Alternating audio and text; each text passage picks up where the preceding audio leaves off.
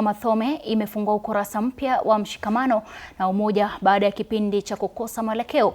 Hatua hiyo imechochewa na mkutano wa wanajamii uliofanyika kijijini Dalu uliolenga kuwaunganisha na kuchagua viongozi wapya. Katika mkutano huo, wanajamii walikubaliana kuunganisha nguvu na kuwachagua viongozi wapya watakaosimamia maslahi ya jamii, kuimarisha mshikamano na kuhamasisha maendeleo ya kijamii na kiuchumi.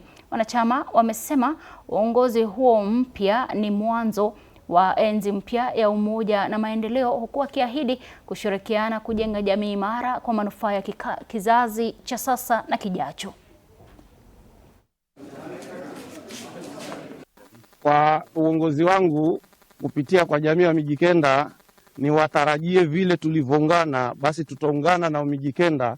Kauli yetu iwe moja, hatutatengana kama Mijikenda tena. Tulikuwa tunahitaji kuwa na kiongozi na tumepata kiongozi.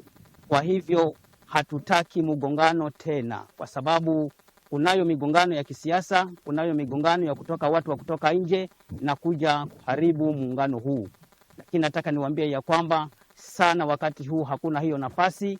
Kwa hivyo hakuna mlango mwingine wa kuingilia ila ni Thome, maana wazee wako pamoja, wameungana wazee pamoja. Kwa hivyo nawaomba wale ambao walikuwa wanakuja na njia ya mkato, kuanzia sasa hakuna njia ya mkato.